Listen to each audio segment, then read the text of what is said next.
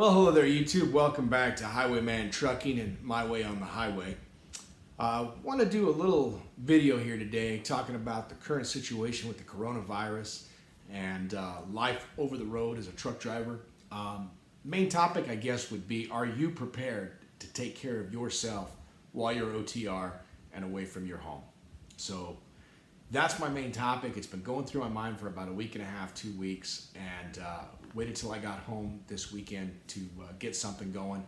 Just collaborated with my wife and did a quick video over on her channel about the current events today. I mean, literally chaos at the grocery stores. It's nuts. Her channel, if you're not familiar with it, most of you probably came from there to here, but it's Obsessive Prepper AZ.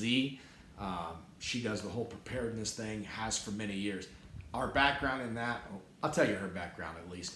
She ran her parents' military surplus store. It was an outdoor survival store as well for over 25 years, and then we had a store for over 10 years in the same theme. So she's literally been in the prepping world in all facets for her entire life. I mean, we know pretty much anything and everything there is in that realm. We might not put it out there that we're as hardcore as, these guys running off at the mouth and whatnot. But those of you in the know, that people that run off at the mouth are usually worthless anyhow. But so we did a little video over there, but she's monetized and very limited as to what she can say on YouTube as far as, I think she can't even say coronavirus. There's certain things you can't talk about, basically anything to do with guns.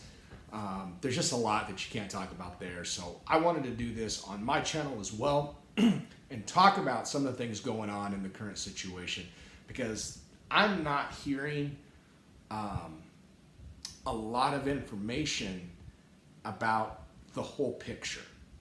We're hearing about the coronavirus itself. We're hearing about those that are most susceptible to having severe implications from the virus, which, by the way, I'm one of them. Those of you that don't know, I had a triple bypass about 4 months ago.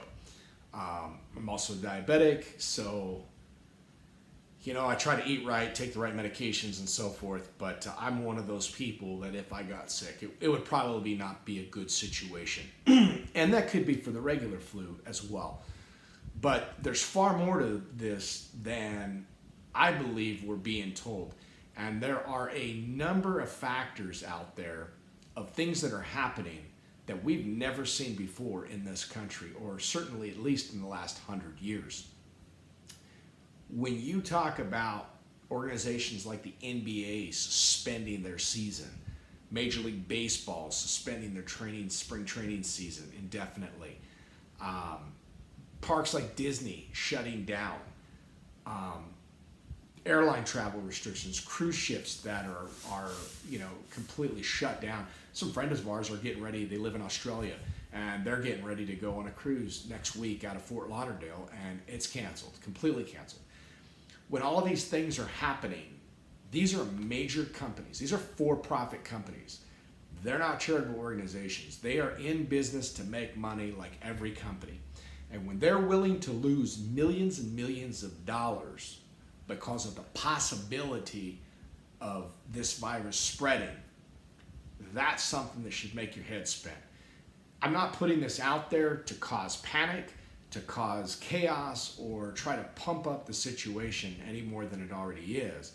What I want you to do is to feel comfortable, safe, and secure in your own life, and know that you can take care of yourself, and especially for those of us over the road. When you're home and you have, let's say you're a prepper, and you're sitting at your house, you've got all your food, whatever, blah, blah, blah, everything's great. But what about when you're away from home and you're gone? I'm a big advocate. I've done some videos before on being able to take care of yourself in your truck. Food, water, toiletries, whatever you think you need. But can you imagine not being able to buy those things at the local Walmart where you stop in across the country? What are you going to do? And that has becoming a reality right now. I mean, the toilet paper shortage alone is nuts. Make sure you have plenty of everything with you, because when it boils down to it, no one is going to help you, especially when you're over the road. There's so many different tangents that I want to talk about here, because food obviously is an importance, but you can live several weeks without food. You can't live without water. So you've got to make sure you've got tons of water.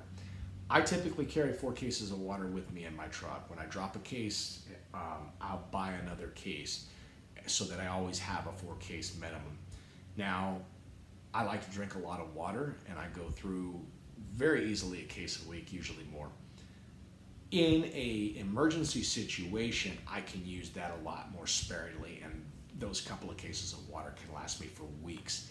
Food, same thing. I keep my normal foods that I eat, but then I try not to eat a lot of junk food when I'm over the road, especially because of my health.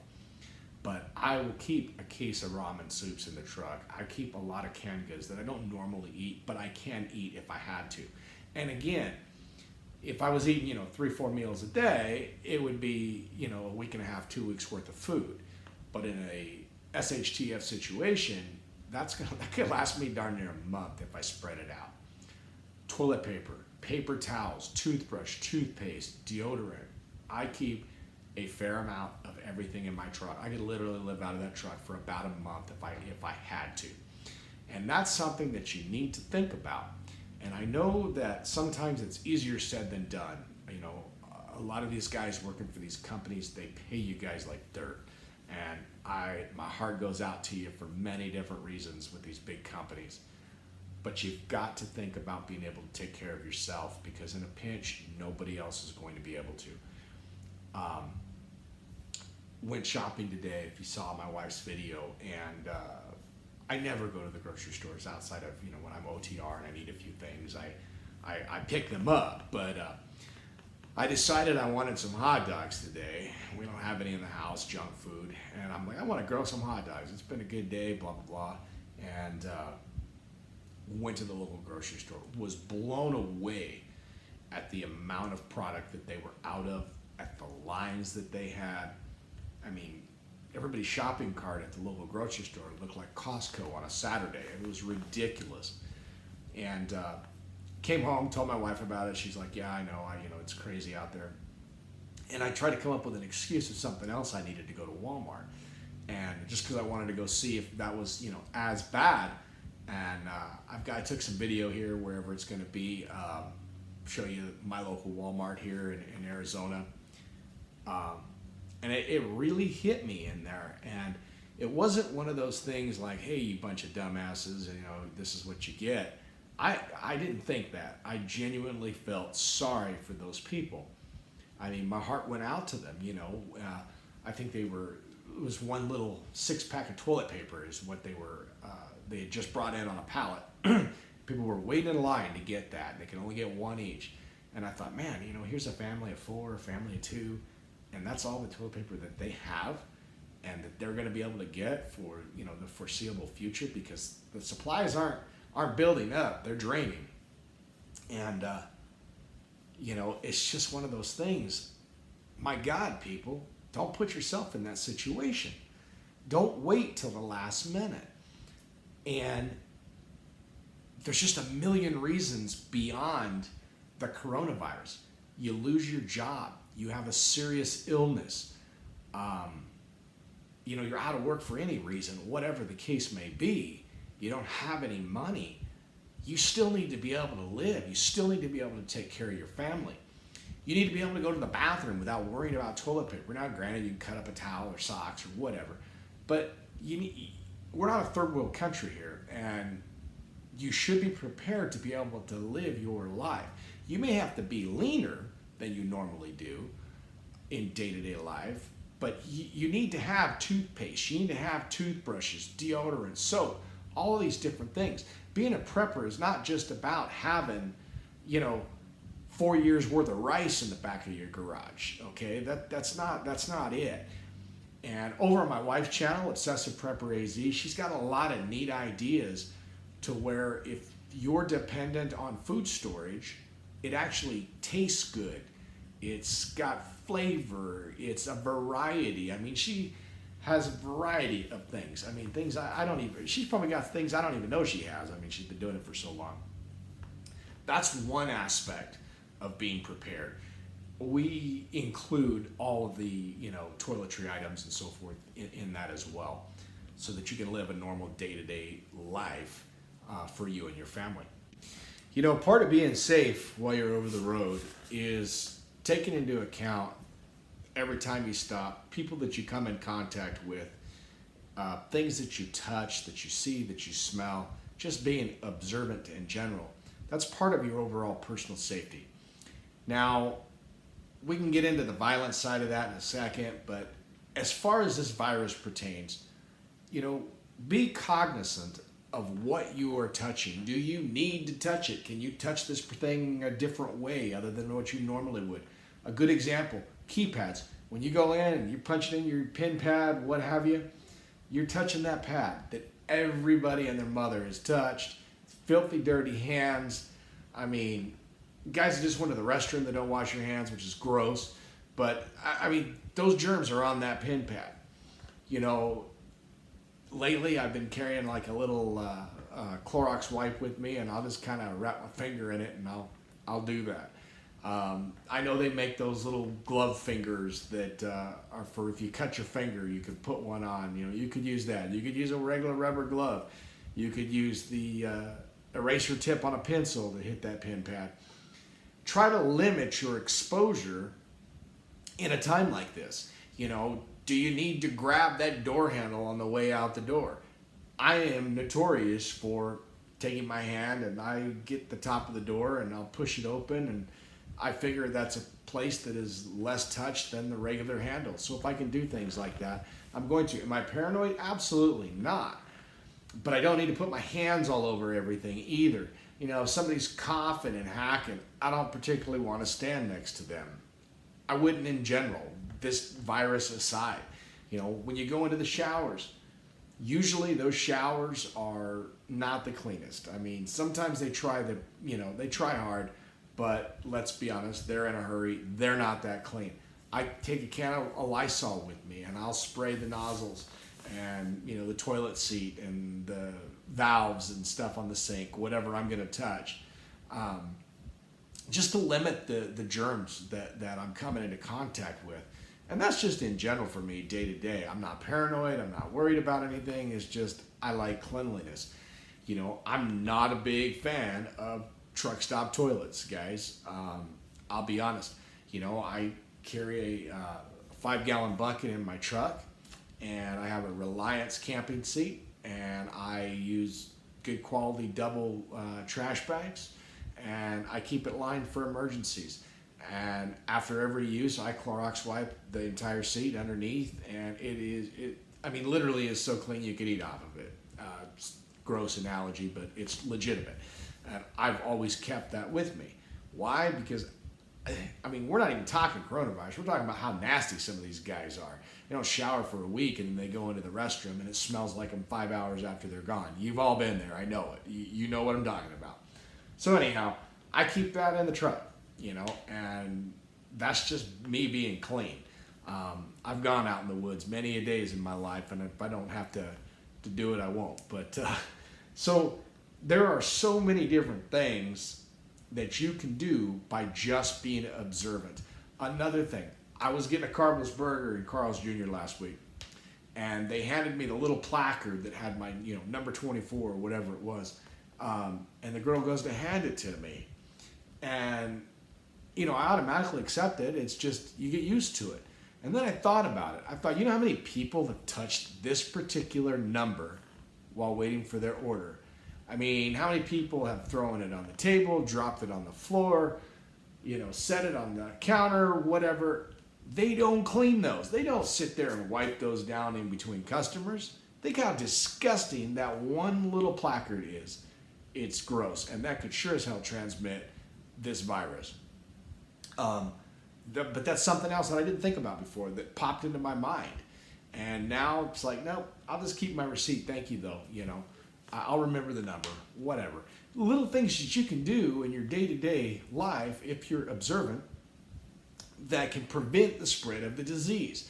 Do you really need to touch everything? Put your hands everywhere? No, you don't. There's a lot of different ways you can do things that limit your exposure. You're never going to take away, unless you're, the man in the bubble, living on oxygen or something, are you going to take away your exposures to the elements in life? But there is a lot you can do to limit those exposures and to keep yourself safer and healthier. And so that's huge for me. Being observant. I'm huge on personal protection. I don't think you need to, if you've watched any of my videos, it's pretty obvious, but I'm a firm believer if you can legally own a gun, carry a gun. And it's nobody's business what you have. I don't think people should know you have it. I think it's calm, quiet, and you're there to protect yourself and the lives of innocent people around you. So I'm not going to get off into that, but those are my thoughts on that. Now, where the coronavirus has potential to be far more than just a virus. I'm not speaking medically.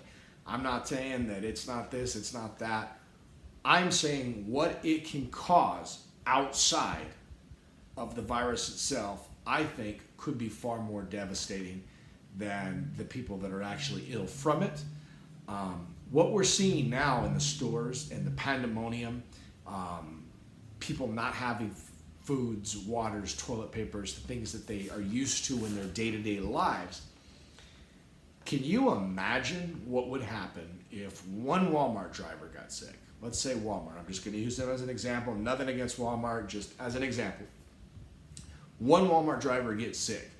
They're probably going to quarantine everybody that he's come in contact with. Everybody in that distribution center is going to be quarantined. Shut down, done deal, not working. Now, let's say that distribution center, I don't even know how many stores, I'm guessing, supplies 100 stores.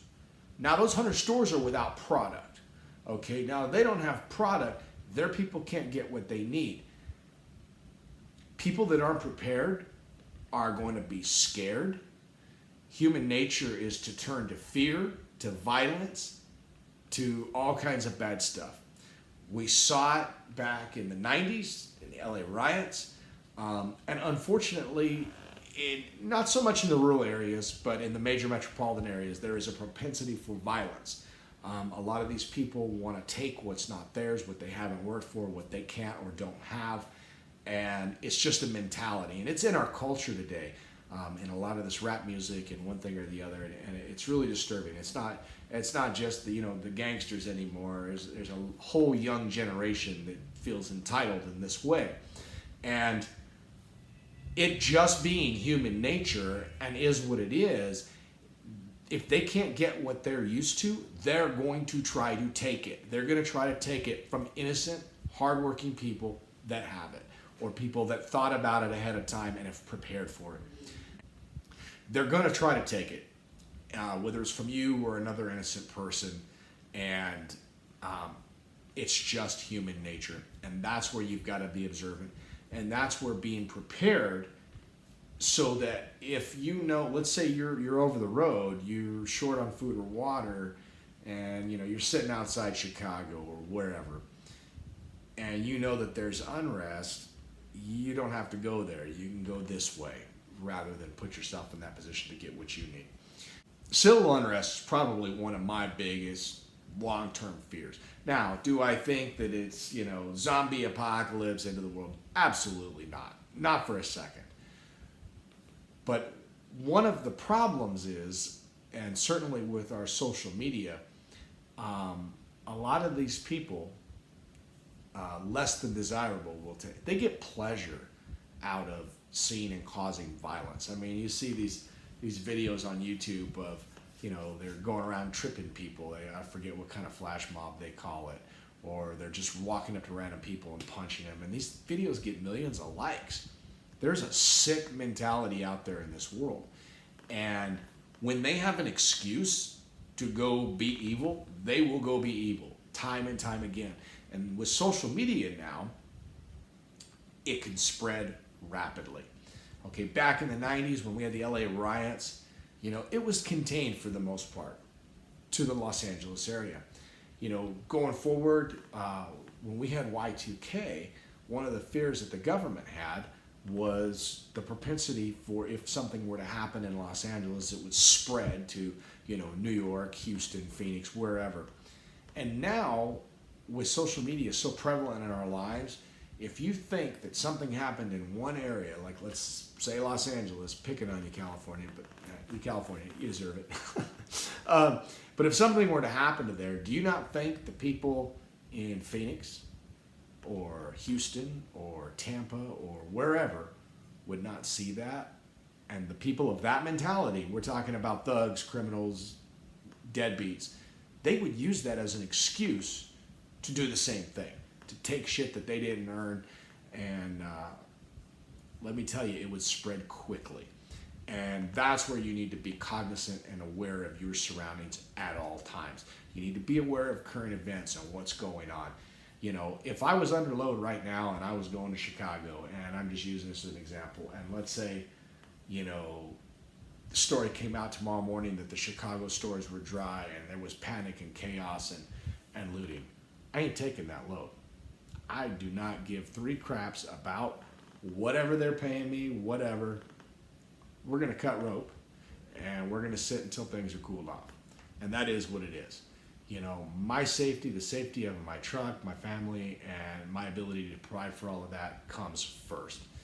And don't put yourself into bad situations, and you'll probably like the outcome a lot better. There's just so many different facets to talk about, but really it boils down to just using your damn head, especially when you're over the road. We have a job to do. A lot of you guys out there are going to have to deliver supplies that people are depending on, to live. And you need to do it safely as you can, because getting that load there is very important, but at the same time, it's not worth your life. And there's just so many far-reaching implications to the coronavirus. And again, it's bad. People are saying it's politicized, there's a hype, blah, blah, blah.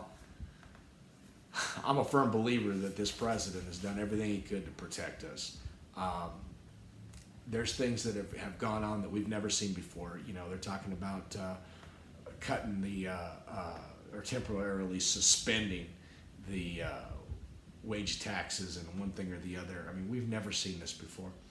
For the powers that be to be taking the drastic steps that they are, this is a real threat.